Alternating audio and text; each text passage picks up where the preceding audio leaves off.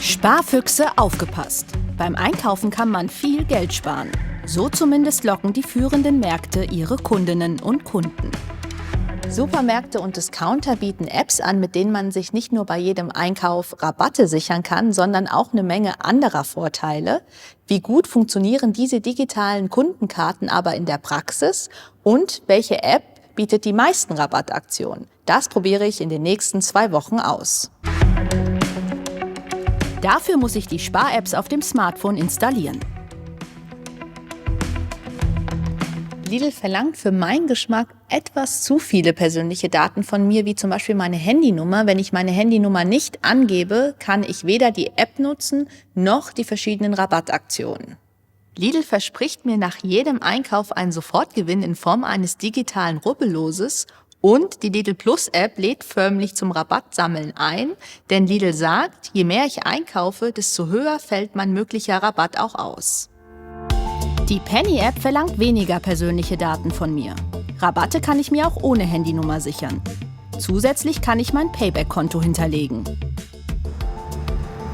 Übrigens sind beide Apps kostenlos. Lidl gewährt mir einmalig 5 € Willkommensrabatt. Erste Bilanz: Dadurch, dass ich ständig bei Lidl einkaufe, weiß der Discounter ziemlich viel von mir. Er weiß, was ich gerne frühstücke zum Beispiel. Er weiß, ob ich mich gesund ernähre oder nicht. Er kann auch ableiten, dass ich einen Mann im Haushalt habe. Und Lidl weiß, dass ich ein Kind im Haushalt habe. Also ziemlich viel weiß Lidl in kürzester Zeit von mir. Und was habe ich durch die Lidl Plus App auf meinen Einkauf gespart? Mit den Coupons auf die Zucchini sage und schreibe gerade mal 1 Cent, auf die Bananen auch nur 1 Cent, auf die Tomaten 2 Cent. Die saure Sahne hatte ich mir ja als Gratisgeschenk in der App aktiviert, habe ich auch bekommen. Unmengen gespart habe ich jetzt durch die Coupons nicht. Es handelt sich um minimale Centbeträge. Dafür habe ich Gratisgeschenke bekommen. Aber da muss ich ehrlich sagen, ich hätte mir die Sachen, die ich geschenkt bekomme, nicht selbst auch gekauft im Discounter. Inzwischen habe ich für knapp 110 € bei Lidl eingekauft. Geschenkt gab es dafür saure Sahne, Kekse und Orangensaft im Wert von insgesamt 2,20 €.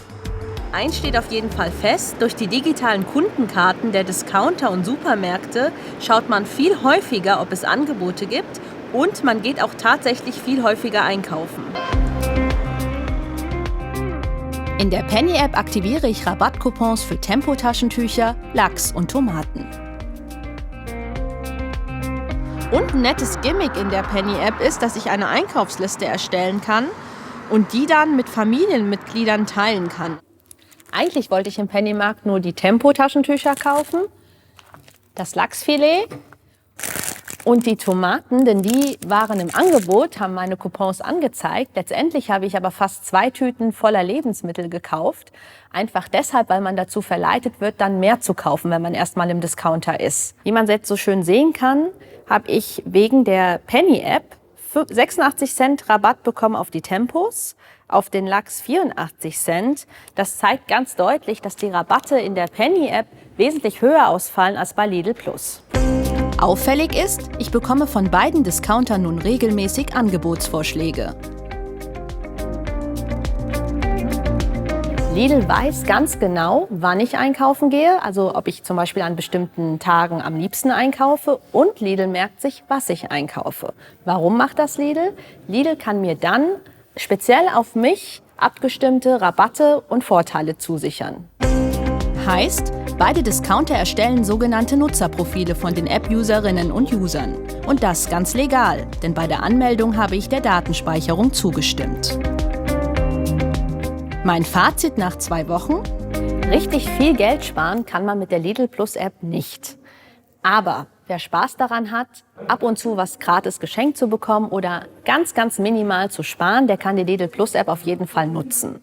Aber wichtig, man sollte immer im Hinterkopf behalten, den Supermärkten und Discountern geht es bei der digitalen Kundenkarte vor allem um Kundenbindung. Und den Preis, den man damit zahlt, ist eben die Freigabe der persönlichen Daten. Schlussendlich gibt es jedoch bei Penny die höheren Rabatte. Und das zählt für mich.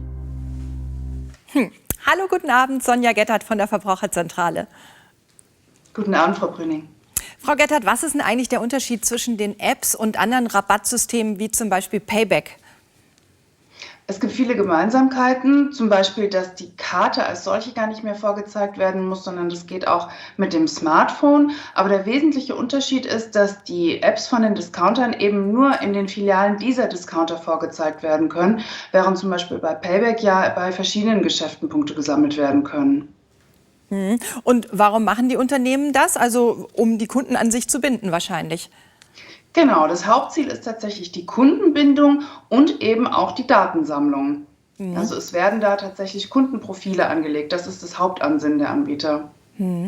Was ist die Voraussetzung, dass man da überhaupt mitmachen darf? Ja, die Voraussetzung dafür ist zum einen, dass man über 18 ist tatsächlich und eben, dass man im Besitz eines Smartphones ist. Da werden viele Kundinnen und Kunden schon von vornherein ausgeschlossen, nämlich die, die gar kein Smartphone benutzen oder die sagen, ich bin nicht so versiert in der Benutzung von Apps, ich möchte mir keine neuen Apps runterladen und diese benutzen. Die können von diesen Programmen schon gar nicht profitieren. Gut, aber wer weiß, vielleicht haben Sie am Ende auch Glück, dass Sie es nicht nutzen können. Wie sehen Sie es denn unterm Strich? Lohnt sich das tatsächlich? Unterm Strich lohnt es sich vor allen Dingen an die Anbieter dieser Apps. Also die profitieren wesentlich mehr als die Kundinnen und Kunden, denn man muss sich immer wieder vor Augen führen, man bekommt möglicherweise etwas gratis oder günstiger, aber man bezahlt einen sehr hohen Preis mit den persönlichen Daten, die man dabei preisgeben muss.